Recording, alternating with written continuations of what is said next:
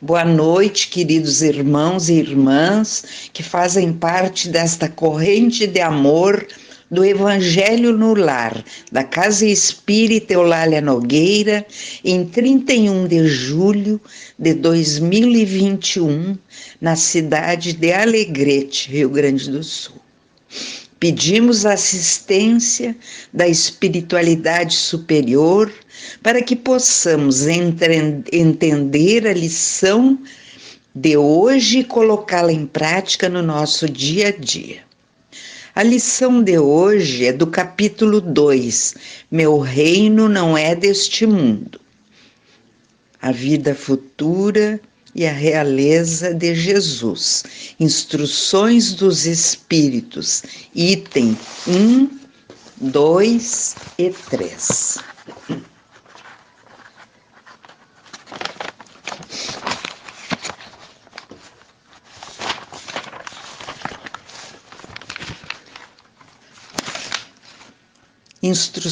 Uma realeza terrena. Pilatos, entrando de novo no palácio, chamou Jesus e perguntou: Você é o rei dos judeus? E Jesus respondeu: O meu reino não é deste mundo. Se o meu reino fosse deste mundo, certamente meus seguidores teriam lutado para que eu não caísse nas mãos dos judeus, mas por enquanto meu reino ainda não é daqui. E Pilatos lhe perguntou: Então você é rei?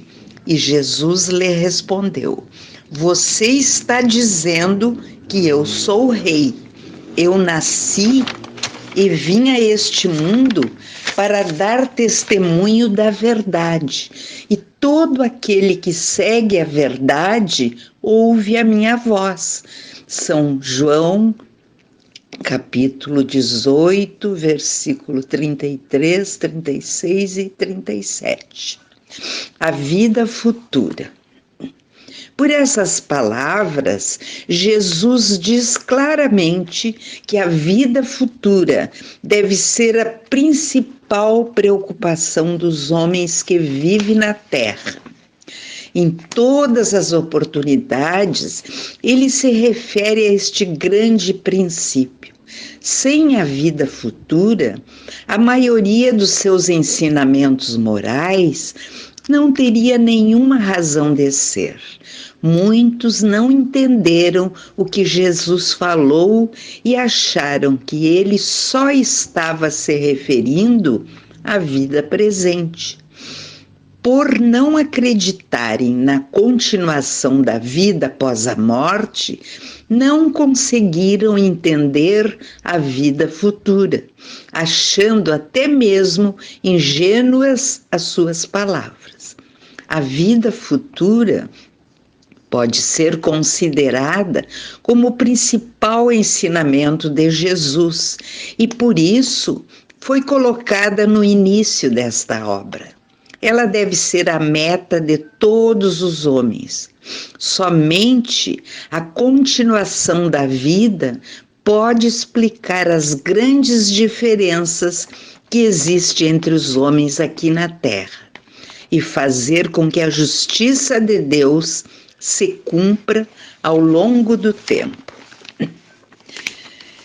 Os judeus não compreendiam muito bem a vida futura e acreditavam que os anjos eram seres privilegiados da criação. Não sabiam que os homens, pelo seu desenvolvimento espiritual, também poderiam se tornar anjos e compartilhar da mesma felicidade. Pensavam que os bens materiais, a supremacia da sua nação perante as outras e as vitórias que conseguiam sobre seus inimigos eram a recompensa por cumprirem as leis de Deus. Acreditavam também que as calamidades coletivas e as derrotas eram o castigo pela desobediência a essas leis. Moisés não poderia dizer mais a um povo pastor sem cultura e interessado somente nas coisas deste mundo. Mais tarde, Jesus veio ensinar que existe um outro mundo, onde a justiça de Deus segue o seu curso e onde os bons que procuram seguir os seus mandamentos encontram a sua recompensa. Este outro mundo é o mundo espiritual para onde Jesus retorna após deixar a terra. Jesus precisou ajustar o seu ensinamento ao estado evolutivo dos homens daquela época.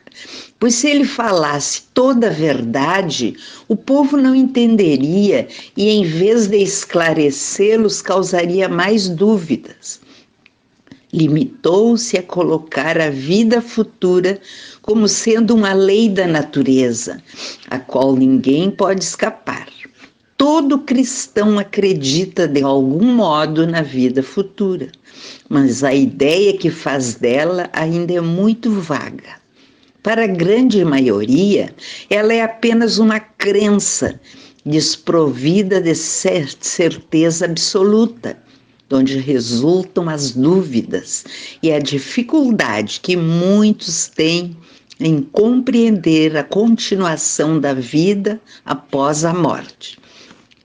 Hoje, os homens estão mais maduros para compreender as verdades e o Espiritismo vem completar os ensinamentos do Cristo sobre a vida futura e sobre vários outros aspectos.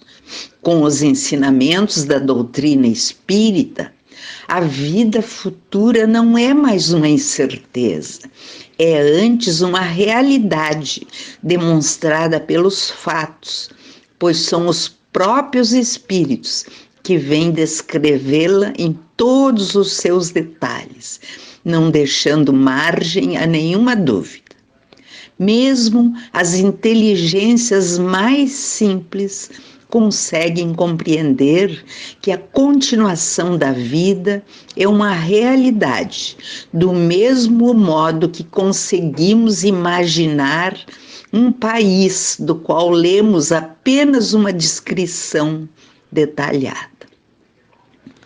O relato que os espíritos fazem de uma vida feliz ou infeliz na vida futura é feita de uma maneira tão verdadeira, tão racional, que reconhecemos não poder ser de outra forma. Assim, a verdadeira justiça de Deus somente irá se cumprir na vida futura, onde, através das sucessivas reencarnações, será possível resgatar os nossos erros. Bem, queridos irmãos, o reino de que fala Jesus não é de caráter material, constituído de riqueza e poder. É um reino de paz e fraternidade, a que têm acesso os espíritos que vivem acordes com a lei de Deus, transmitida em seu Evangelho. Jesus nos ensina que somos espíritos imortais, criados para a aventura que só o seu reino nos possibilita. A vida física é apenas um momento de aprendizado e aperfeiçoamento na eternidade. Quando os valores espirituais se elevarem acima dos interesses puramente materiais, o homem conhecerá ainda na terra o reino anunciado pelo Cristo.